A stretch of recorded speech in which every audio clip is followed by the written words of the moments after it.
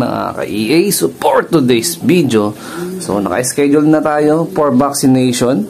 Ayan mga kalapatid, actually kagabi natin ginawa yung vaccination. So today is Monday morning. Ayan, so maraming salamat dun sa tropa na nakapag-effort na nakahanap na rin siya sa wakas ng vaccine. Ako nahirapan ako, hindi ko sure kung saan siya nakabili. Gawing Maynila pa ata sila noon nung meron silang pinuntahan ng tropa. So dito kasi sa Bulacan, out of stock, matagal na. So ang update, so ayan, naglinis tayo lahat, nakataob pa yung mga pakainan nila, malinis sa tubig. Tapos dito, all goods, malinis na. Ayan yung breederan natin. Tapos yun dito sa ilalim. Ayan, araw-araw natin ito winawalis. Ayan, nililinis para at least, siyempre, ayan, walang casualties na may amoy or maalikabok or something. So ito na lang yung naiwan natin na hindi natin nalinis. Ayan, kasi galing ako sa palengke. Meron lang tayong binili panluto. Tapos pang pagkain na yan, pasintabi na lang sa mga kumakain. So, ang kulang na lang natin for north preparation is yung treatment nila for upper tsaka lower, no?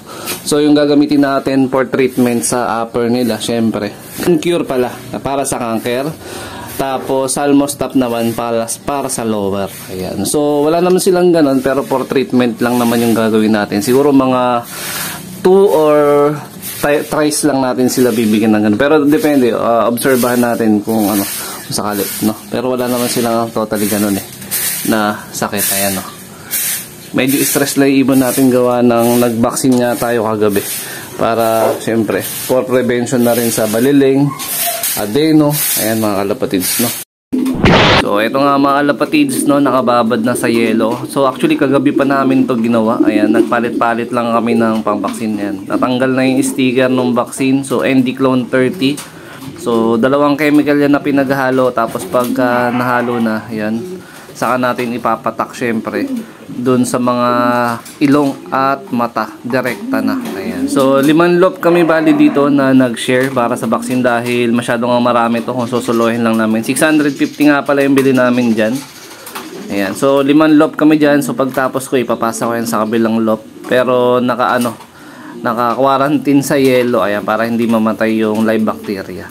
So, dito wala tayong pinalampas na kahit isang ibon na hindi binaksinan. Ayan. So, napaka-basic lang naman kahit mag-isa ka, kayang-kayang gawin na mag-vaccine sa mga ibon yan. Hindi mo kailangan mangamba na mamali ka ng turok kasi direct na agad sa ilong tsaka sa mata lang yung gagawin. So, basic na basic. Pero, mas mapapabilis yan kung dalawa. So, isang hawak tsaka isang magpapatak. Pero sa ngayon, yung total of birds ko na 26, inabot din ako ng halos 30 to 40 minutes sa pagpatak lang. Ayan. Pero sulit na sulit naman yung pagod kasi alam natin protektado yung mga ibon.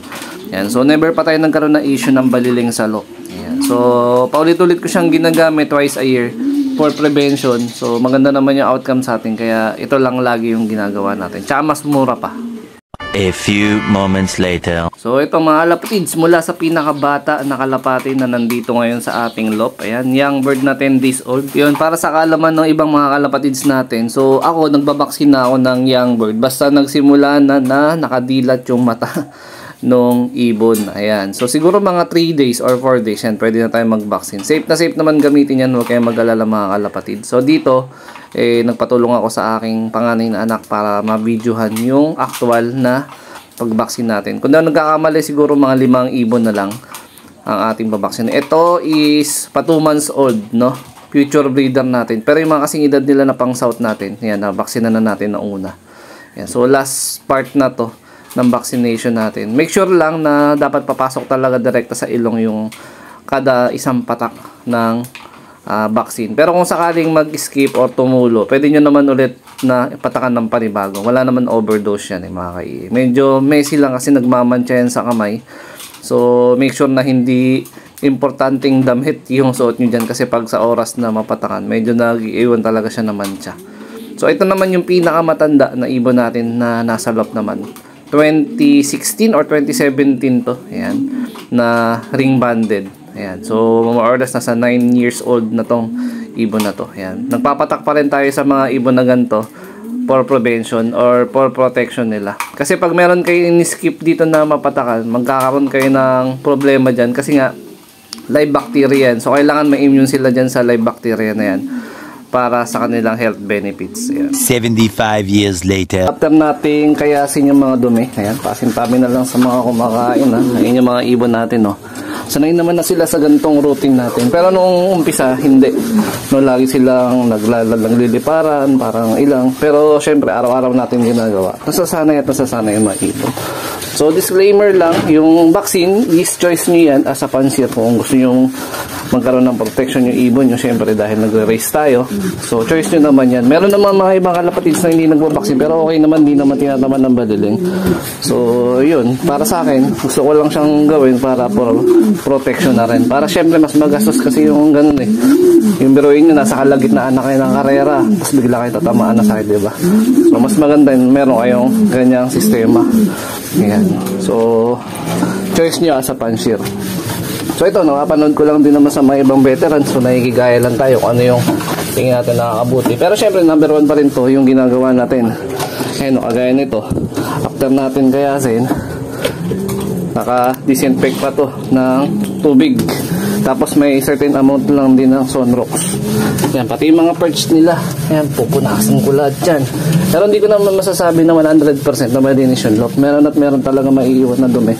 Pero sa tulong ng ginagawa natin, mas mapiprevent natin yung mga possible na sakit na makuha nila. So ngayon kasi, sa track, mas madalas ang possibility na makakuha ng sakit, no? So galing race, galing training. Yan. So, para yung mga ibang mga naiwan dito na ibon, hindi sila mahawa. So, magpapaligo na rin ako kasunod. Tapos, yun nga, yung prevention natin for upper and lower treatment. Yun na isusunod natin. Pero, yun, is gagamitin ko lang dun sa 4 na pang north. So, magpe-prevention lang tayo ng upper lower pag yung mga ikakarga lang natin sa truck. Actually, first time kong gawin to, yung magti-treatment ako ng upper lower. Pero yung vaccination, tsaka itong paglilinis, yan, hobby na natin to. Kasama na natin to simula pa nung nandun sa lumang loop natin. Yan. Tama po ba yun? Kabilang side dito naman. Yan, no? So, wala pa rin mas lalakas sa gantong routine natin, no? Yung talaga maglilinis. Siguro kung naglilipad-lipad lang ako ng mga ibon, yung dito-dito lang, tostos lang. Kahit di na siguro ako mag-vaccine eh. Kasi, siyempre, ibon lang naman din natin yung makakasama ng mga ano natin dito. Kaya lang, nagkakarga kasi tayo sa truck. So, based dun sa mga races na mga nauna ko na na-experience, no? Unang race ko pa lang ng North, hindi na ako nakapag-derby. Kasi nga, ay hindi, nakapag-derby pala ako pero hanggang second lap lang. Pero during training, naka-experience ako agad ng adeno. Halos maubos agad lahat ng mga ibon na nakaprepare ako that time. Pero noon time na yun, newbie tayo. So, hindi pa nga ako nakapag-vaccine, hindi ko nga alam na may ganun pala. So, kada season natututo tayo, kada season nawawalan, diba? Nagkakasakit yung ibon, natututo. So, para hindi na natin ma-experience at para hindi masayang yung mga breed natin na mga ibon, total, nag-effort na tayo sa breeding, conditioning, important man na rin sa prevention para at least malay natin, diba? Palang araw, makasungkit din tayo ng ano, ang inaasam natin na overall champion. Ayan. So wakas, natapos din tayo sa paglilinis. Ayan, no? Pwede na ulit tayo dito matulog. Pwede na ulit silang magkarambola dito. Ayan, malinis na pati mga perch nila. So bahagya stress yung mga ibon kasi sa vaccine na binigay natin kagabi. So yun, disclaimer lang. Nung ginagawa natin is pinapakita at sinishare ko lang yung idea ko. Ayan, hindi ko hinihikayat na gawin nyo to, no, mga kalapatids. Pero kung tingin nyo akma at pwede nyo i-apply, gawin nyo. Pero kung hindi, ayan, goods lang kung may sarili na kayong sistema.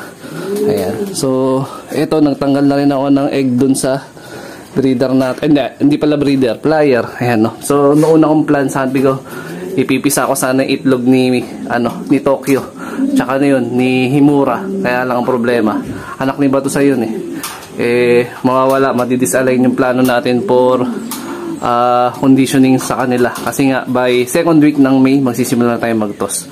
Tapos possible, baka first training ng North proper, third week ng June, no? Or first week ng July. Kasi, magdi-derby na nga yung mga kalapatids natin sa BBCM by May, first week, summer, North race nila. Ayan. So, marahil dito ko natatapusin yung video na to. And shoutout sa mga solid supporter natin dyan. Syempre, huwag kakalimutan mag-like, comment, and share. At mag-subscribe. So, ingat mga albatids. Keep safe. Ganda pa naman ng quality ng ko, pero wala akong choice eh. Kailangan natin i-give up to.